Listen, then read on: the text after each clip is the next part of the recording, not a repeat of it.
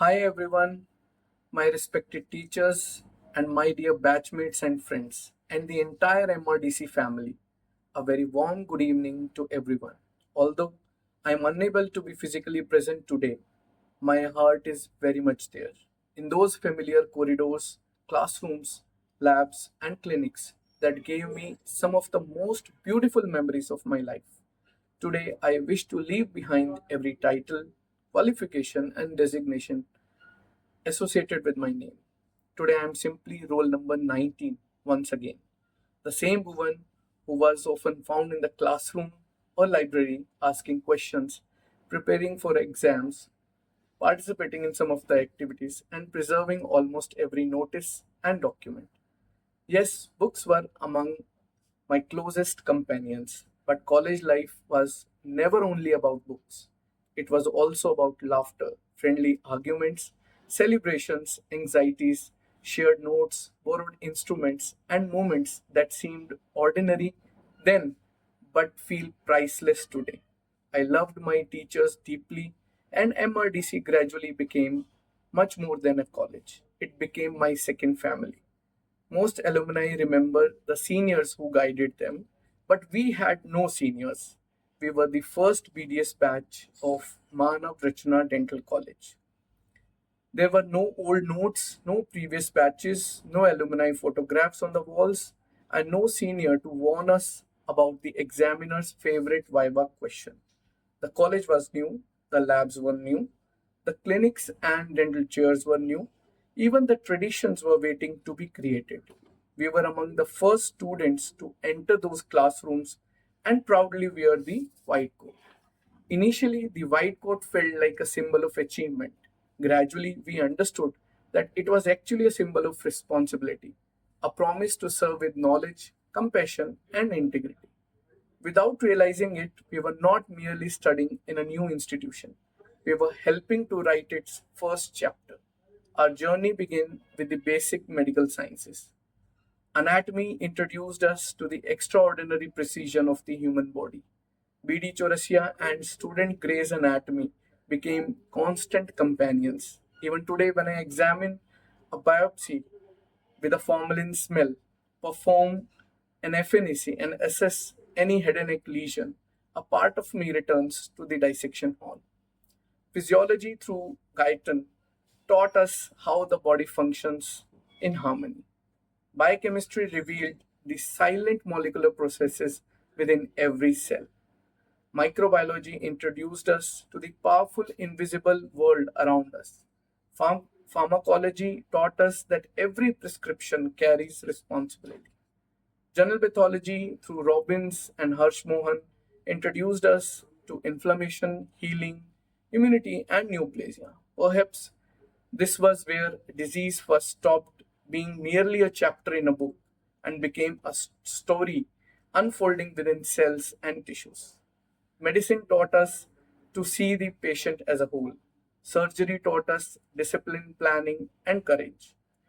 Then began the fascinating world of dentistry. Dental materials sometimes made us wonder whether we have joined dentistry or material science. We mixed cements, manipulated wax, studied gypsum, amalgam, composites, and impression materials, sometimes receiving memorable scoldings for not removing anesthesia properly. Prosthodontics taught us precision, the art of restoring not merely teeth, but confidence and dignity. And whenever the larger books appeared too intimidating, Nalla Swami often came to our rescue. Conservative dentistry and endodontics taught us preservation and that even a badly damaged tooth may deserve a second chance. Periodontics taught us that strong foundations are often invisible, but everything depends upon them.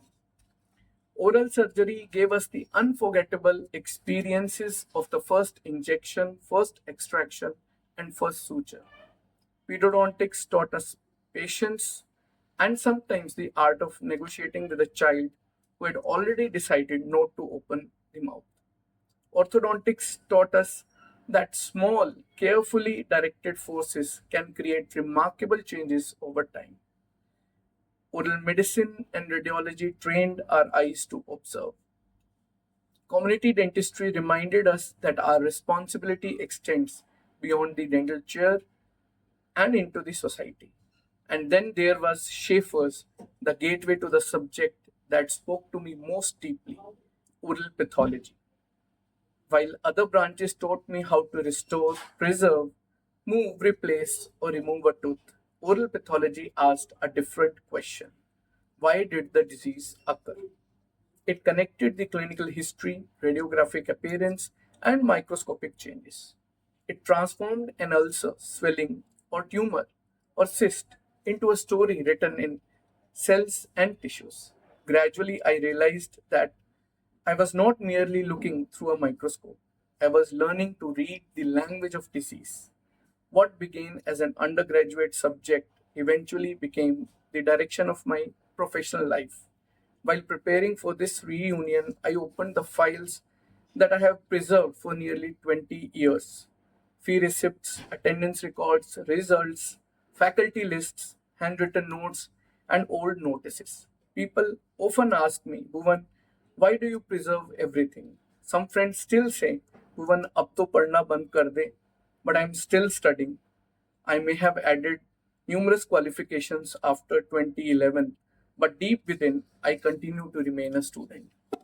Because education does not end with a degree.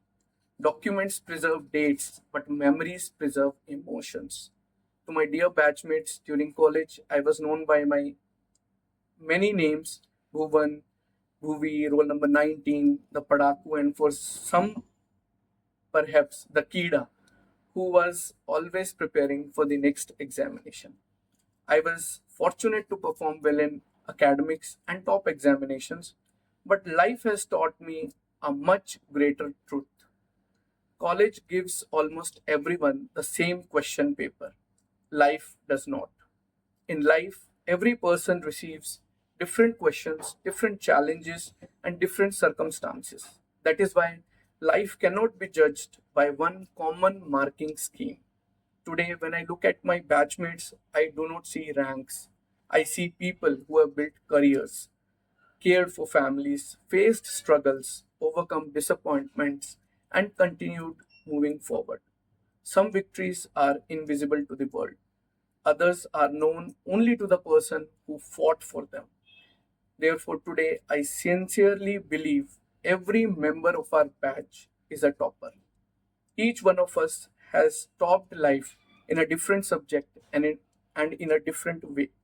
My dear friends, we may have argued over notes, instruments, postings, attendance, or even practical files. But we grew up together. We wore white coats together. We faced vivas and examinations together. We celebrated, worried, laughed, and learned together. And finally, we graduated together. Thank you for accepting Bhuvan, Bhuvi, the Kida, the Padaku, and roll number 19 in all his versions.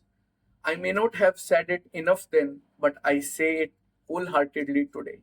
I love you all, and I'm deeply proud of every member of our batch. And to all my respected teachers, whatever little I have achieved rests upon the foundation laid by you. If I have been able to diagnose patients, it is because you taught me how to observe. If I have been able to teach or deliver a lecture, it is because I first learned from my wonderful teachers. And if I discovered my calling in oral pathology, it was because my undergraduation education allowed me to experience and respect every branch of medicine and dentistry. Thank you for believing in a college that has just begun. Thank you for believing in a batch that had no seniors. And thank you for believing in roll number 19, a student who asked many questions, loved his college deeply, and always remained connected with his teachers. We were your first batch, you were our first teachers. Together, we created the first footprints, and no matter how many years pass, firsts are never forgotten. So, this is our Muskurahate with deep respect, gratitude, and affection.